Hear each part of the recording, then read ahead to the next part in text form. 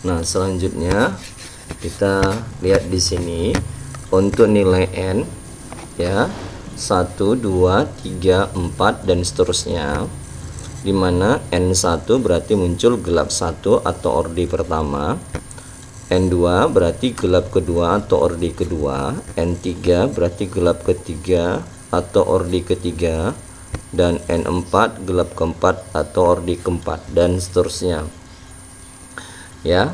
Lalu kalau kita amatin lagi dari percobaan Young, nah kalau seandainya tadi ada dua celah, kemudian di belakangnya ada layar, yang kita katakan jarak antara keduanya sejauh L, kemudian dari celah pertama dan kedua ini ada sumber, katakan jarak sumber pertama tadi kan S1, sumber kedua S2, sehingga keduanya memiliki beda jarak delta S dan membentuk sudut theta.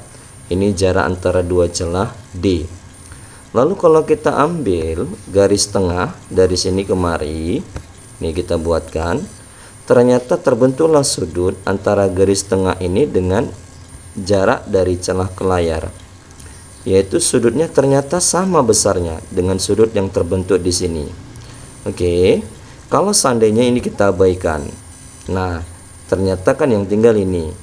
Lalu kita katakan tadi di sini muncul terang pusat, di sini muncul gelap ke N atau terang ke N, ya kan? Nah, kemudian jarak antara terang pusat ke gelap ke N atau terang ke N itu kita katakan sejauh P. Ini jaraknya. Nah, kalau kita amati, jika nanti didapati sudutnya sangat kecil, artinya berarti jarak layar ke celah makin lama makin jauh, maka akan diperoleh nilai sin theta sama dengan nilai tangin theta. Kalau nilai sin theta sama dengan nilai tangin theta, maka berlakulah aturan bahwasannya nilai sin sama dengan P bagi L. Berarti kan sama dengan nilai tangin kan? Tangin itu kan depan per samping. Depan sudut ini adalah si P, sampingnya adalah si L. Maka kita bisa buat gini.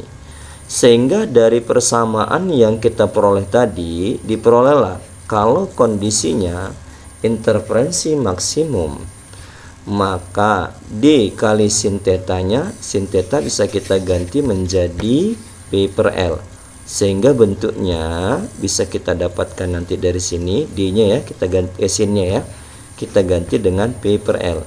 Kita dapati yaitu D kali dengan P per L sama dengan N kali lambda. Nah, dengan ketentuan N tetap sama, dimulai dari 0, 1, 2, 3, 4 dan seterusnya ya. Sementara untuk interferensi minimum sendiri itu berarti D-nya juga sin theta-nya juga kita ganti pakai P per L, sehingga D kali P per L sama dengan N kurang setengah kali lambda, dengan ketentuan N dimulai dari 1, 2, 3 dan seterusnya. Oke, kita ambil contoh soalnya.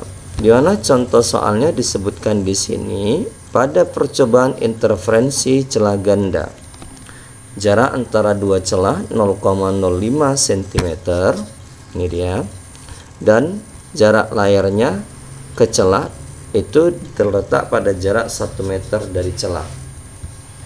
Jika pengamatan didapat lebar terang pusat ke terang ketiga, terang pusat ke terang ketiga, berarti itu P ya nak ya, yaitu sebesar 7,5 mm, maka panjang gelombang cahaya yang digunakan dalam satuan nanometer. Oke, kita coba membahasnya ya. Nah, penyelesaiannya kita mulai dia, kita buat dulu keterangan diketahui. Berarti D sama dengan 0,05 cm sama dengan 5 kali 10 pangkat minus 2 ya. Ini dalam masih yang 0,05 nya nak ya. Kita ubah dulu, baru dari cm kita ubah ke meter, 10 pangkat minus 2 kali meter, lalu kita kalikan ini, sehingga didapatlah D nya sama dengan 5 kali 10 pangkat minus 4 meter. Kemudian kita lihat L-nya di sini yaitu 1 meter sesuai dengan soalnya. Kemudian P-nya 7,5 mm. Kita ubah ke dalam meter, berarti 7,5 kali 10 pangkat minus 3 meter. Selanjutnya kita lihat di sini, ternyata kan tadi muncul terang ke 3. Kalau dia muncul terang, maka dia akan terjadi interferensi maksimum. Berarti kalau terjadi interferensi maksimum, tentu orde-nya orde keberapa? Sesuai dengan muncul terangnya, terang ketiga. Maka N-nya sama dengan 3. Nah, yang jadi permasalahan adalah bagaimana cara menentukan panjang gelombangnya.